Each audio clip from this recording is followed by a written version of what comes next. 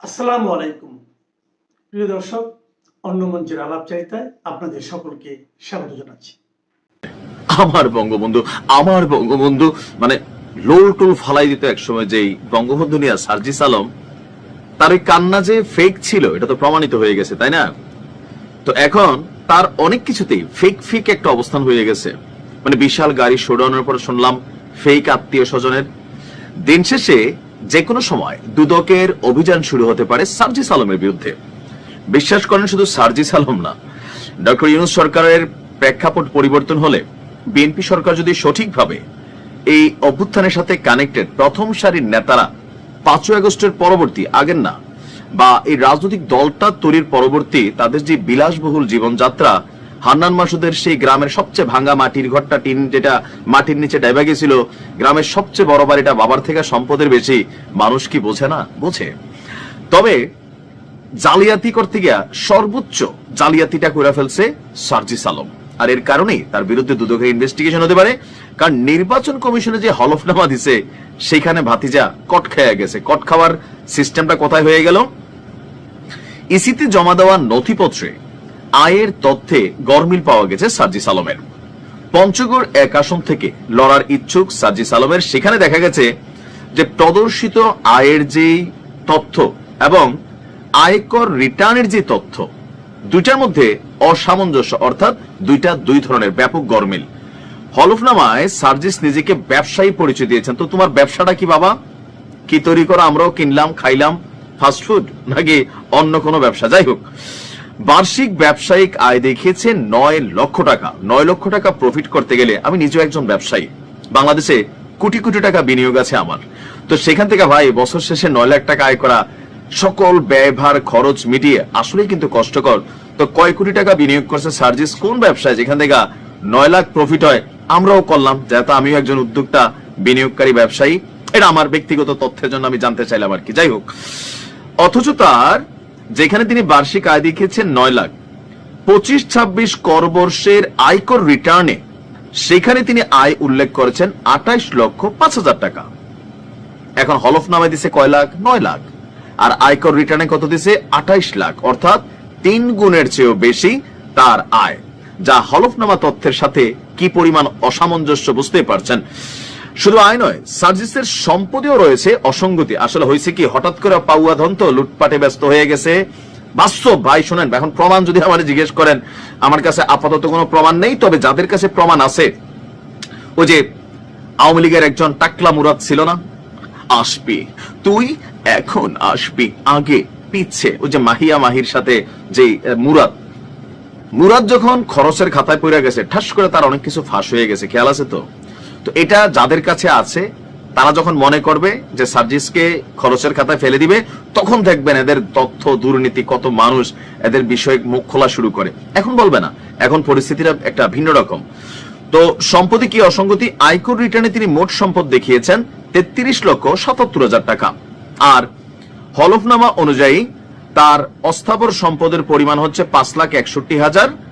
এর মধ্যে নগদ আছে 3,11,000, ব্যাংকে 1 লাখ এবং 1,50,000 টাকার মোবাইল ফোন, ঘরের যে ইলেকট্রনিক আসবাবপত্র, এগুলো আছে। আর স্থাবর সম্পত্তির মধ্যে দেখিয়েছেন উপহার হিসাবে পাওয়া 16.5%, যারা কুমিল্লার মানুষ বুঝবেন, প্রায় 8.5 শতক জায়গা, মানে বিশাল জায়গা। কিন্তু 8.5 শতক জায়গা মানে বিশাল জায়গা। তো সরি, মানে 8.5 গন্ডা। এখন এতগুলা জায়গা উপহার হিসাবে পাইছে, এদেশে পায়। এখন উপহার কি এমনি কেউ দেয়? আর বাপের সম্পত্তি তো ঠিক মতো বাপ পুতেরা দেয় না, ঠিক মতো খরচ টরচ না করলে। তাহলে এখন হচ্ছে কি, খাওয়ার অনেক রকম পদ্ধতি তৈরি হয়েছে। তো যার বাজার মূল্য হচ্ছে 5 লাখ, অর্থাৎ সে হলফনামায় যেটা দিছে সেখানে তার সম্পদ হচ্ছে 10 লাখ টাকার, কিন্তু রিটার্নে দেখেছে 33 লাখ। আগাগোড়াই ভেজাল এই ছেলেটার। সেই বঙ্গবন্ধু নিয়ে কান্নাতে যে ভেজাল ছিল, সম্পদে ভেজাল, রাজনৈতিক কাজে ভেজাল, কথাবার্তায় ভেজাল। এত ভেজাল দিয়া বুঝি একটা রাজনৈতিক দলের মুখপাত্রের অবস্থানগুলো চলে? মানুষ আসলে বোঝে, তবে কি বুঝে এটা সময় হলে বুঝবে। ভালো থাকুন। মানে ত্রিমুখী বিপদ শুরু হয়ে গেছে বাংলাদেশের উপর। এই ঘটনাগুলো আজকে বেশ কিছুদিন যাবৎ ঘটছে। আমরা হয়তো কেউ খেয়াল করেছি, কেউ খেয়াল করিনি, কিন্তু সকলেই কম বেশি জানি। কম বেশি জানতে বলতে দেখেন ক্রিকেট নিয়ে কি হয়েছিল যে মুস্তাফিজ আমাদের একজন ক্রিকেটার, বাংলাদেশের খ্যাতনামা ক্রিকেটারই মুস্তাফিজ, তাকে আপনার শাহরুখ খানের দলে নেওয়া হয়েছিল 12 কোটি টাকা, মানে 9.25 কোটি রুপি, 12 কোটি টাকা প্রায় টাকায় বাংলাদেশে এই ক্রিকেটারকে নেওয়া হয়েছিল খেলার জন্য। কিন্তু সেখানে ভারতীয় বাঙালিদের প্রতিরোধের মুখে শেষ পর্যন্ত তাকে সেখান থেকে বের করা হয়েছে যে না, আমরা আর আপনাকে নিতে পারছি না, কারণ দেশের লোকজন পছন্দ করতেছে না। এইটা নিয়ে বাংলাদেশের বাঙ্গুদের চরম খেপা। তো ভাই আপনারা এত চরম খেপান কারণ আপনারাই তো বলেন যে আধিপত্যবাদ থেকে রক্ষা পেতে হবে, বয়কট ভারত, সবকিছু। তাহলে এই মুমিন মুসলমান মুস্তাফিজ হে ভারতের হয়ে খেলতে যাবে কেন? তার তো বাড়িঘর ভেঙে দেওয়া উচিত আপনাদের। সেটা না করে আপনারা লেগে গেলেন কার পিছনে? ভারতের পিছনে। ভারত কেন নিবে না, ভারত নিতে হবে। আরে বাবা রে বাবা, আপনার সারাদিন বসে আমার গাইলো দিবেন, আবার আপনারা নিব। আবার কি বলছেন যে রাজনীতি টাইনেন না।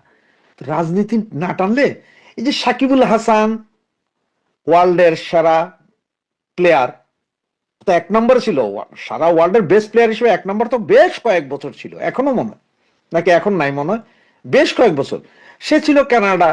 সে খালি আওয়ামী লীগের এমপি কেন হয়েছে এই জন্যই আপনার দোসর, এই জন্যই সে মার্ডারার বানাই দিলেন। তাহলে এখন ভারতীয়রা কইতেছে এও মার্ডারার, যতগুলো হিন্দু মরছে বাংলাদেশে সবগুলোর পিছনে মোস্তাফিজ আছে। কথা সেম না? তো সুতরাং এরা নেয় নেই। এখন এইটা নেয় নেই, এই জন্য এখন আমাদের বাংলাদেশের ক্রিকেট বোর্ড ওনারা বুঝায় ফেলাইছেন যে বাবারে বাবা, এবার যদি আমরা টি-20 বিশ্বকাপে খেলতে যাই তাইলে যে দেখা যাবে যে ভারতে কলকাতার ইডেন গার্ডেন মাঠে একজন লোক আমাদের ইয়ে করবে না, সমর্থন করবে না, বরঞ্চ পুরা স্টেডিয়ামে এই যে হিন্দু নিধনের এই চিত্র সচিত্র প্রতিবেদন দিবে সারা স্টেডিয়ামে, সবাই হাতে প্লেকার্ড থাকবে তোরা জঙ্গি, তোরা জঙ্গির গোষ্ঠী। এগুলা ভাইবা চিন্তা, যেহেতু মানুষ পাবে না, খেলা মেলাও বরবাদ, কারণ দুয়োদনি দিবে, গালাগালি করবে। সুতরাং ওনারা কি করলেন যে আমরা খেলবো না, কোথায়? ইন্ডিয়াতে আমরা খেলবো না, নিরাপত্তার অভাব। আইসিসি কে ওনারা চিঠি দিলেন যে খেলা শ্রীলঙ্কাতে ঘুরাই নেওয়া যাওয়া হোক। এখন ওনারা চিঠি দেওয়ার পরে ভাই গতকাল রাতে আইসিসি জানাইলেন যে কোনো খেলা ঘুরান যাবে না, এই মুহূর্তে 1 মাস বাকি, আপনারা চাইলে অমুক জায়গা তমুক জায়গা যাবেন, সেটা হবে না। আগে কর নাই কেন? এবং যদি না আসেন খেলতে পয়েন্ট কাটা যাবে, জরিমানা ফরিমানা তো আরো হবে, এটা হচ্ছে অন্য কথা, জরিমানা হবে। আর শয়তানি করতে করতে হয়তো কোন দিন দেখা যাবে যে এই যে আইসিসি থেকে ওয়ার্ল্ড কাপে যে ডিরেক্ট খেলেন সেটা থেকেও বাতিল হয়ে যাবেন, আবার সে ডানা কাপ গতিয়া কাপের মতন খেলে খেলে আইতেইব। মানে যে 50 দেশের লগে খেলা জিততা চ্যাম্পিয়ন হইলে আপনি আইবেন, নাহলে আর পড়ে যাবেন। এইটাও হইতে পারে যে টেস্ট ক্রিকেট থেকে বাদও দিতে পারে আপনাদের, কোনো সমস্যা নাই তো। কারণ আইসিসির কর্ণধার ইনভেস্টার সবই তো বড় বড় ইন্ডিয়ানরা, আপনাদের 2 পয়সার দামও থাকতো না, বাইর করে দিতে পারেন। এ হচ্ছে যে এক ভয়। সুতরাং ক্রিকেট নিয়ে ব্যাপক সমস্যা। এবার আসলে একটু পানি নিয়ে বলি। এই যে আপনার গঙ্গা চুক্তি তো এই মাসেই সম্ভবত শেষ হবে, না জানে আগামী মাসে। এটা নিয়ে অলরেডি এই দেশ ইন্ডিয়া থেকে আসছে, আবার বাংলাদেশ থেকে গেছে, এরা দেখে টেকে আসছে, কিন্তু এই চুক্তি আর হবে না। কারণ এবার দিল্লি দিল্লি দিবে না। এর আগে আপনার তিস্তা যেমন দিদি দিত না দিল্লি দিত, দিল্লি দিত না দিদি দিত, এই অবস্থা করে যেমন ঝুলে গেছে, এইবার গঙ্গাও গেছে।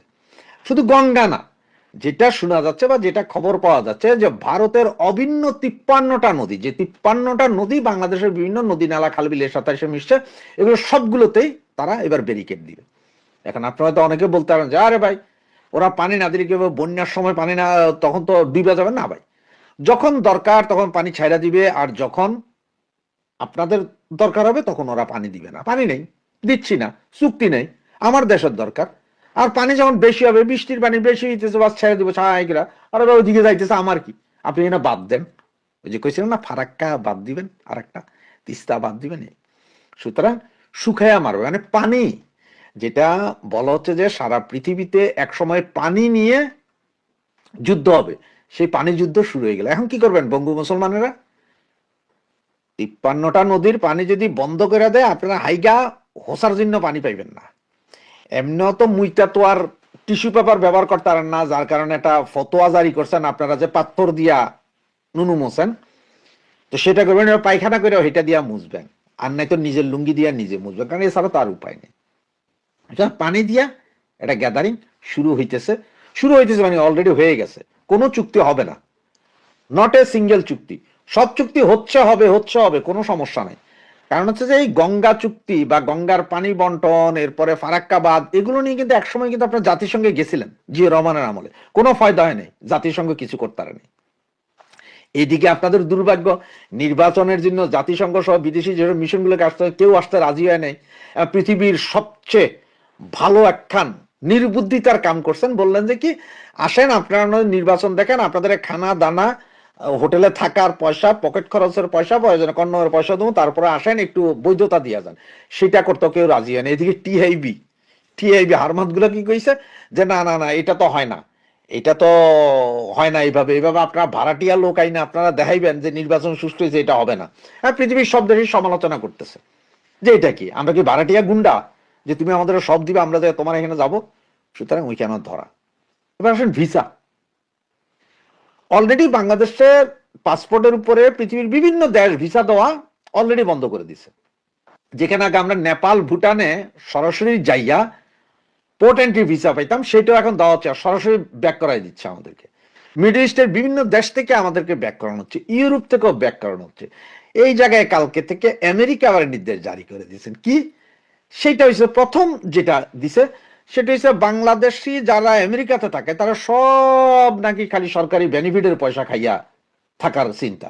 হেরাজ এই হারামজাদাগুলো ওইখানে বেনিফিট খায়, সব কিন্তু নামাজ পড়ে 5 ওয়াক্ত, হুজুর সব জার্গা হুজুর, ওইখানে সরকারি বেনিফিট খাইব আর হালাল হারাম নিয়ে কথা কইব। আর বাংলাদেশে যে চোরাই কাম করে, 2 নম্বরই কাম করে, মানে সরকারের ট্যাক্সটা দিয়ে কাম করে, সেই টাকা দিয়ে বাংলাদেশের বাড়ি গাড়ি ব্যবসা বাণিজ্য করে। এই হচ্ছে যে আমেরিকা। তো এটা ধরা খাইছে, এটা প্রকাশ করে দিছে। এরপরে এখন কইল যে $18,000 মিনিমাম, তার মানে $18,000 তো না, আরো বেশি মনে হয়, 18 লাখ টাকার সমপরিমাণ, 15 থেকে 18 লাখ টাকার সমপরিমাণ টাকা গ্যারান্টি মানি রাইখা ভিসা নিয়ে যাইবেন। সেটা আবার কেমনে যাবেন, 3টা এয়ারপোর্টে নামতে পারবেন, সুনির্দিষ্ট 3টা এয়ারপোর্ট। এই 3 এয়ারপোর্ট দিয়ে আপনি নামবেন, এই 3 এয়ারপোর্ট দিয়ে আপনাকে বেরিয়ে যেতে হবে। এমন আছে হয়তো ওই টাকা যেটা আপনি দিয়ে এখান থেকে ভিসা নিয়ে গেছেন, সে ওখান থেকে বলছে না তোমার ঢুকতে দিব না, তোমার বাইরে গেছে। এই টাকা পাইতে তারও 6 মাস। সুতরাং এত 18 লাখ টাকা একদিকে জমা রাখবেন, আবার আরো টাকা খরচ করবেন, ভাই বিশাল ঝামেলা। মানে আপনারে এখন ভিসা না দেওয়ার বা আমেরিকাতে না যাওয়ার জন্য আপনার এই পায়তারা চালাইতেছে, পায়তারাটা চালাইতেছে। ওই যে আমাদের বিশিষ্ট কাকা ইনুস, ইন্টারন্যাশনাল প্লেয়ার, যাকে ডোনাল্ড ট্রাম্প এখনো খোঁজে, কই সেই নোবেল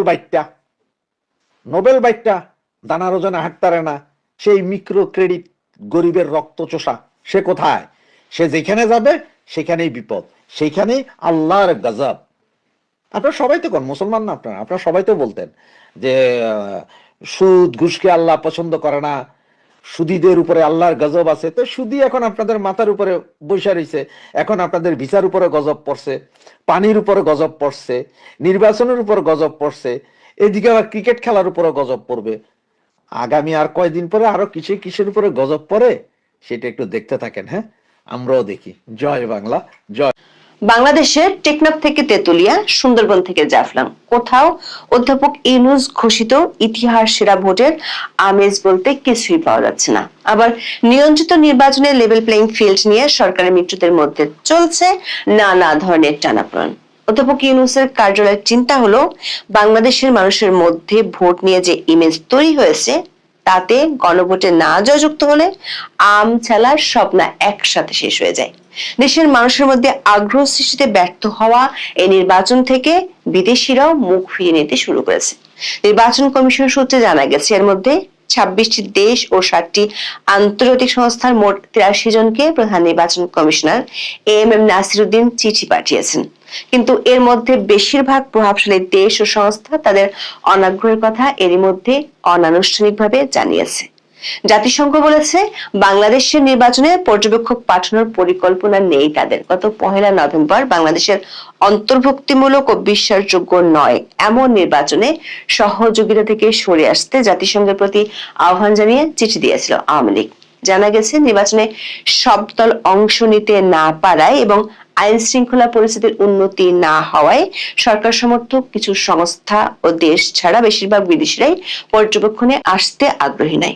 এমন পরিস্থিতিতে বিদেশিদের আকৃষ্ট করতে নির্বাচন কমিশন দিয়েছে লোভনীয় অফার। বিদেশি পর্যবেক্ষকদের আবাসন বা অ্যাকোমোডেশন ও ফুড বা খাবারের যাবতীয় ব্যয়ভার বহন করার ঘোষণা দিয়েছে নির্বাচন কমিশন। কমিশনের এই অদ্ভুত সিদ্ধান্ত নিয়ে এর মধ্যে বিতর্কের ঝড় উঠেছে। ট্রান্সপারেন্সি ইন্টারন্যাশনাল বাংলাদেশ বা টিআইবির বিদেশি নির্বাচন পর্যবেক্ষকদের থাকা খাওয়ার খরচ বহনের নির্বাচন কমিশনের সিদ্ধান্তকে অপরিণামদর্শী, বৈষম্যমূলক এবং স্বার্থের দ্বন্দ্ব সৃষ্টিকারী বলছে। সবচেয়ে বড় কথা হলো, আন্তর্জাতিক নির্বাচন পর্যবেক্ষণ নীতিমালা অনুযায়ী ইইউ বা কমনওয়েলথের মতো নামকরা সংস্থাগুলো কোনো দেশের টাকায় নির্বাচন পর্যবেক্ষণে যেতে পারে না।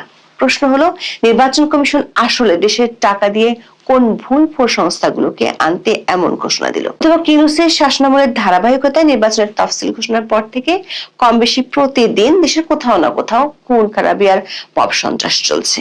এমন পরিস্থিতিতে নির্বাচন কমিশন চিন্তিত অস্ত্র উদ্ধার আর সন্ত্রাস নিয়ে। নির্বাচন কমিশনের অবসরপ্রাপ্ত ব্রিগেডিয়ার জেনারেল আব্দুল ফজলুল মোহাম্মদ সানাউল্লাহ অবশ্য দাবি করেছেন, অবৈধ অস্ত্র উদ্ধারে 15 জানুয়ারি থেকে যৌথ বাহিনীর অভিযান আরো গতিশীল হবে। অবশ্য এমন কথা স্বরাষ্ট্র মন্ত্রণালয় থেকে গত 16 মাস ধরে শোনা যাচ্ছে। এর মধ্যে সরকারি কিংস পার্টিগুলোর আশঙ্কা হলো, লেভেল প্লেইং ফিল্ড নিয়ে তাদের অভিযোগ, নির্বাচনের আগে একটি নির্দিষ্ট দলের প্রতি প্রশাসন এক ধরনের একতরফা পক্ষপাতিত্বের পরিচয় দিচ্ছে। জাতীয় নাগরিক পার্টি বা এনসিপির মুখপাত্র, দলটির কেন্দ্রীয় নির্বাচন পরিচালনা কমিটির প্রধান আসিফ মাহমুদ সজীব ভুঁইয়া 6 ডিসেম্বর নির্বাচন কমিশনে গিয়ে এমন অভিযোগের কথা শুনিয়ে এসেছেন। জাতীয় সংসদ নির্বাচনের ভোট গ্রহণ ও গণভোট সুষ্ঠু এবং নিরপেক্ষভাবে হবে কিনা তা নিয়ে শঙ্কার কথা জানিয়েছেন কিছুদিন আগে সরকারের কিচেন ক্যাবিনেটের সদস্য থাকা এই উপদেষ্টা। অন্যদিকে অন্তর্বর্তী সরকার চিন্তিত গণভোট নিয়ে। প্রচারণায় নেমেও মানুষের মধ্যে তেমন সাড়া ফেলতে না পারায় নতুন নতুন কর্মসূচি হাতে নিতে যাচ্ছে সরকার।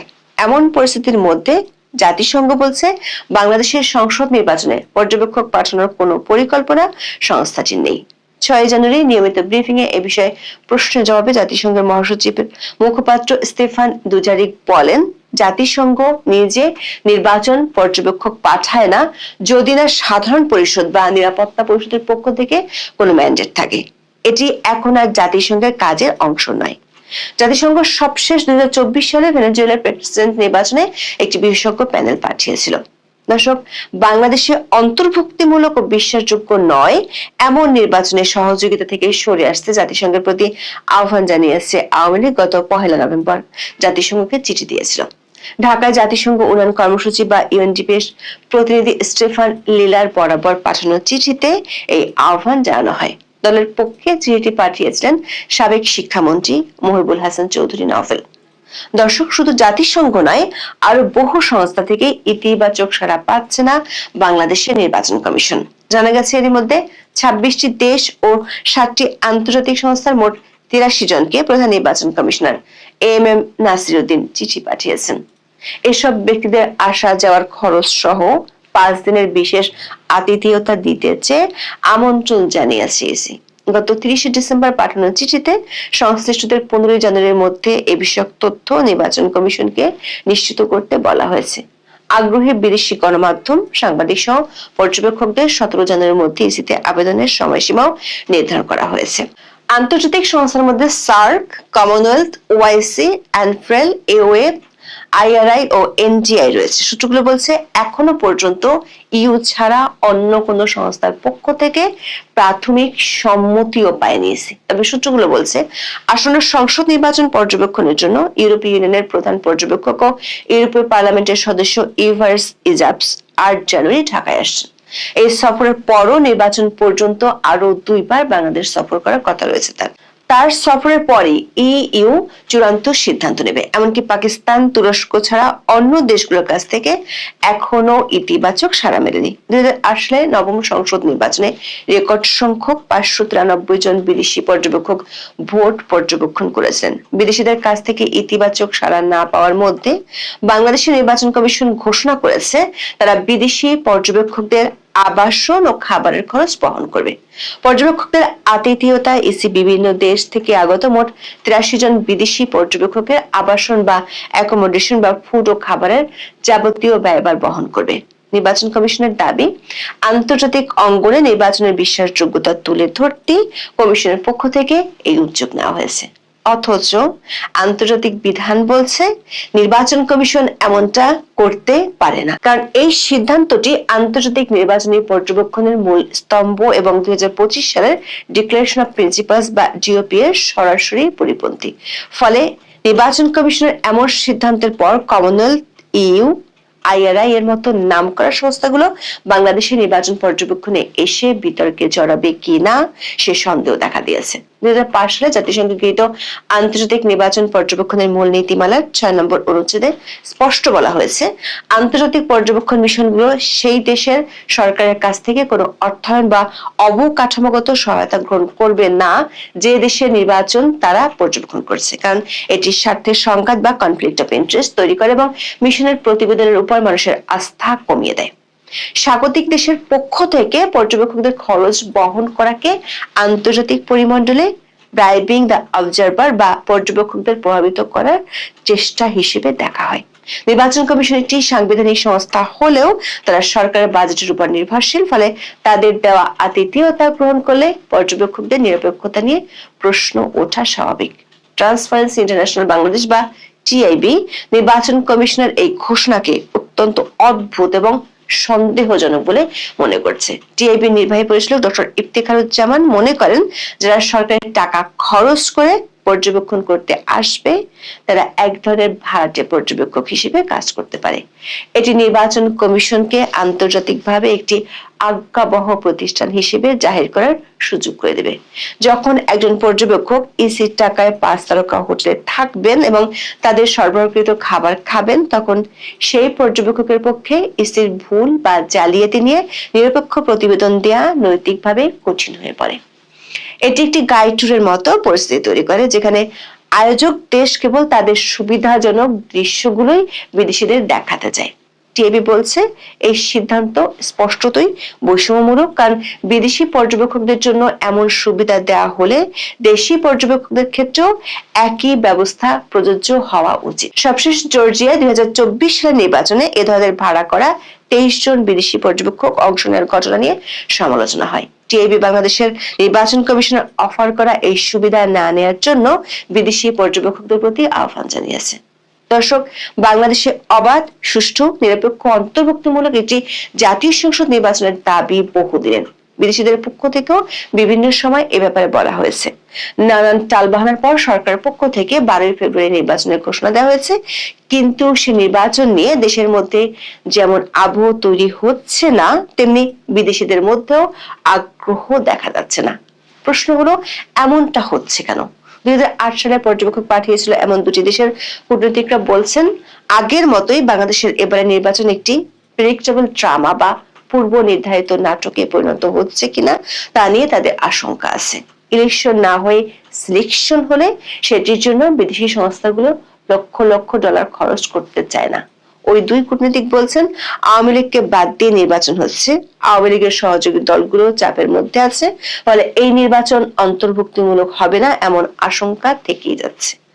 আন্তর্জাতিক পর্যবেক্ষকরা এমন নির্বাচন পর্যবেক্ষণ করতে চায় না যেখানে প্রধান একটি রাজনৈতিক শক্তিকে আগে ভাগে মাঠ থেকে সরিয়ে দেওয়া হয়েছে। যেমন কমনওয়েলথের মহাসচিব তার সফরে বাংলাদেশের অন্তর্বর্তী সরকারকে অন্তর্ভুক্তিমূলক নির্বাচন আয়োজনের পরামর্শ দিয়ে গিয়েছিলেন। জানা গেছে, অন্তর্ভুক্তিমূলক নির্বাচন না হলে কমনওয়েলথ ও এর বেশিরভাগ সদস্য রাষ্ট্র পর্যবেক্ষক পাঠানোর সম্ভাবনা খুবই ক্ষীণ। আবার সরকারের মিত্র দলগুলোর মধ্যে বিভেদ স্পষ্ট হয়ে উঠেছে, ফলে অনেকেই মনে করছেন এই নির্বাচন কেবল একটি বিশেষ পক্ষকে জয়ী করার আয়োজন মাত্র, যেখানে প্রকৃত রাজনৈতিক প্রতিযোগিতা অনুপস্থিত থাকবে। বিদেশিদের আশঙ্কা, অন্তর্বর্তী সরকারের ব্যর্থতায় এই নির্বাচনে সহিংসতার আশঙ্কা ব্যাপক। তফসিল ঘোষণার পর থেকে একের পর এক হত্যাকাণ্ড সেই সংখ্যাকে আরো বাড়িয়ে দিয়েছে। এমন পরিস্থিতিতে ভোটাররা নিশ্চিন্তে ভোট দিতে পারবেন কিনা সেটি নিয়ে অনিশ্চয়তা আছে। বড় দেশগুলোর বেশিরভাগ দূতাবাস নির্বাচনী প্রচার শুরু হলে নিজেদের কর্মীদেরকে অতিরিক্ত সতর্কতার সাথে চলাফেরার পরামর্শ দিয়ে রেখেছে। এমন পরিস্থিতিতে পর্যবেক্ষক টিম পাঠানোর সিদ্ধান্ত নেয়ার পক্ষেই বেশিরভাগ দেশ ও দাতা সংস্থা। দর্শক, বিদেশি পর্যবেক্ষকরা কখনো একটি দেশের গণতন্ত্রকে উদ্ধার করতে পারে না, তারা কেবল আয়নার মতো কাজ করে। কিন্তু আবাসন ও খাবারের খরচ দিয়ে কেবল কিছু ভাড়া করা পর্যবেক্ষক পাওয়া সম্ভব, কিন্তু আন্তর্জাতিক মহলের আস্থা অর্জন কি সম্ভব? যদি নির্বাচনের সকল পক্ষের অংশগ্রহণ নিশ্চিত না হয়, তবে এই নির্বাচনটি ইতিহাসে কেবল আরেকটি নিয়ন্ত্রিত আনুষ্ঠানিকতা হিসেবে স্থান পাবে। এখন এই পর্যন্ত, সবাই ভালো থাকবেন। আসসালামু আলাইকুম দর্শক। ডক্টর মোহাম্মদ ইউনূস এবং তার অন্যতম সেনাপতিদের মধ্যে একজন অন্যতম সেনাপতি শফিক সাহেব, ওনার তথ্য ভান্ডারের দায়িত্বে প্রধান উপদেষ্টা প্রেসুইং এর চিফ শফিক সাহেব, তিনি মাত্র একদিন আগে বলেছেন যে ইন্টারন্যাশনাল কমিউনিটির সাংঘাতিক সাপোর্ট তাদের এই ইলেকশনের প্রতি, যে একটা পিকুলিয়ার ইলেকশন তারা আয়োজন করতে যাচ্ছে। সোজা বাংলায় বললে একতরফা ইলেকশন, বোঝাপড়া ইলেকশন, সমঝোতার ইলেকশন, আওয়ামী লীগ স্টাইল, আওয়ামী লীগ থেকে শেখার ইলেকশন। সেই ইলেকশনের জন্য নাকি ওয়ার্ল্ডের কোনো কারো মাথা ব্যথা নাই। তাদের ইউরোপীয় ইউনিয়নের তাদের পর্যবেক্ষক আসছে, তাদেরকে জামাই আদর করে খাওয়াবে, থাকাবে। টিআরবিএস কে প্রশ্ন তুলেছে যে এগুলো ঠিক না। সেই সময়ে ডক্টর ইউনূসের এই স্বপ্নকে দুঃস্বপ্ন করে দেওয়ার মতন কিছু খবরাখবর আসছে কিনা ইন্টারন্যাশনাল কমিউনিটি যারা খোঁজ রাখেন তারা জানেন। তার পাশাপাশি এই খবরটি যদি আপনারা চোখ বুলিয়ে থাকেন এর মধ্যে, তারপরে একটু ধরিয়ে দিয়ে আসন্ন ত্রয়োদশ জাতীয় সংসদ নির্বাচনে বাংলাদেশে পর্যবেক্ষক পাঠানোর কোনো পরিকল্পনা নেই বলে জানিয়েছে জাতিসংঘ। সোমবার স্থানীয় সময় নিয়মিত ব্রিফিং এ এই বিষয়ে প্রশ্নের জবাবে জাতিসংঘ মহাসচিবের মুখপাত্র স্টেফান দুজারিক এ তথ্য জানান। দুজারিক বলেন, জাতিসংঘ নিজে নির্বাচন পর্যবেক্ষক পাঠায় না যদি না সাধারণ পরিষদ বা নিরাপত্তা পরিষদের পক্ষ থেকে কোনো ম্যান্ডেট থাকে। এটি এখন আর আমাদের কাজের অংশ নয়। তবে বাংলাদেশে জাতিসংঘের কার্যালয়ে নির্বাচন সংক্রান্ত কোনো কারিগরি সহায়তা দিচ্ছে কিনা সে বিষয়ে খোঁজ খবর নেওয়া হবে বলে জানান তিনি। দুজারিক জানান, নির্বাচনের ক্ষেত্রে এ ধরনের কারিগরি সহায়তা জাতিসংঘ প্রায়ই দিয়ে থাকে। বাংলাদেশে গণতান্ত্রিক রূপান্তরের প্রেক্ষাপটে তার প্রত্যাবর্তন কিভাবে দেখা হচ্ছে এমন প্রশ্নের জবাবে দুজারিক বলেন, আমি খবরের মূল্যায়ন করি না, সাংবাদিকরাই খবরের মূল্যায়ন করেন। তবে বাংলাদেশের জনগণ যেন নিজেদের রাজনৈতিক দৃষ্টিভঙ্গি অবাধে প্রকাশ করতে পারে, সেই প্রক্রিয়াকে জাতিসংঘ সমর্থন করবে বলে মন্তব্য করেন মুখপাত্র। এবার বাংলাদেশের জনগণের সবার তার মতামত অবাধে প্রকাশের সুযোগ থাকছে কিনা নির্বাচনে, এটা জাতিসংঘও জানে, আমরাও জানি, এবং যারা নির্বাচনে আয়োজন করছে তারাও খুব ভালোভাবে জানে। ব্রিফিং এ বাংলাদেশের সাবেক প্রধানমন্ত্রী ও বিএনপি চেয়ারপারসন বেগম খালেদা জিয়ার মৃত্যুর বিষয়ে প্রতিক্রিয়া জানতে চাইলে স্টেফান দুজারিক তিনি বলেন, তার মৃত্যুতে আমরা তার পরিবারের প্রতি এবং বাংলাদেশের জনগণের প্রতি আমাদের সমবেদনা জানাচ্ছি। এ সময় বিএনপি ভারপ্রাপ্ত চেয়ারম্যান তারেক রহমানের দীর্ঘ 17 বছর পর দেশে ফেরার প্রসঙ্গ এবং বাংলাদেশের গণতান্ত্রিক রূপান্তরের প্রেক্ষাপটে তার প্রত্যাবর্তন কিভাবে দেখা হচ্ছে এমন প্রশ্নের জবাবে জানান, তিনি সংবাদ বা রাজনৈতিক ঘটনার মূল্যায়ন করেন না, সংবাদ বিশ্লেষণের দায়িত্ব সাংবাদিকদের। তারেক রহমান আগামীতে সফল হবেন কি হবেন না সেটা টোটালি ডিপেন্ড করে তার কর্মের উপরে। তিনি এখন মূল্যায়ন করার কোনো সুযোগ নেই। তবে স্টেফান দুজারিক জোর দিয়ে বলেন, বাংলাদেশের জনগণ যেন তাদের রাজনৈতিক মতামত অবাধে প্রকাশ করতে পারে, সেই গণতান্ত্রিক প্রক্রিয়াকে জাতিসংঘ সমর্থন করে যাবে। উল্লেখ্য, ঘোষিত তফসিল অনুযায়ী 12 ফেব্রুয়ারি বাংলাদেশে নির্বাচন হওয়ার কথা। রাজনৈতিক সংশ্লিষ্ট মহল যারা আছেন, যখন থেকে জাতিসংঘ জানিয়েছে তা নির্বাচন পর্যবেক্ষণ করতে আসছেন না, তখন থেকে সবাই নড়ে চড়ে বসেছেন যে জাতিসংঘ কি তাহলে ভিন্ন কোনো সিগন্যাল দিচ্ছে। এর মধ্যে আপনারা জানেন, কমনওয়েলথের সিগন্যাল সম্পর্কে আমরা জেনেছি, IRI এর সিগন্যাল সম্পর্কে জেনেছি, আমরা ভারতের সিগন্যাল সম্পর্কে জেনেছি, আমেরিকার সিগন্যাল সম্পর্কে আমরা ধারণা পাচ্ছি যে বাংলাদেশে একটি গ্রহণযোগ্য এবং অংশীদারত্বমূলক নির্বাচন ছাড়া ইন্টারন্যাশনাল কমিউনিটি বিকল্প কিছু ভাবছে না। বাংলাদেশে এখন যে নির্বাচনের প্লট তৈরি হয়েছে, যেভাবে এখন নির্বাচনটা হতে যাচ্ছে, সেই নির্বাচন দিয়ে ভবিষ্যৎ বাংলাদেশ এমন একটা পরিস্থিতিতে যে নির্বাচন হলেও বিপদ, না হলে বিপদ, হলে সেটা একতরফা নির্বাচন, বাংলাদেশে স্থিতিশীলতা আসবে না, আর না হলে বিপদ হচ্ছে চরমপন্থাদের হাতে বাংলাদেশের চালিকা শক্তি যেটা প্রায় চলে গেছে সেটা আরো দৃঢ়ভাবে চলে যেতে পারে। ভালো থাকবেন, সুস্থ থাকবেন। আপনার সাথে আমি আতিক রহমান।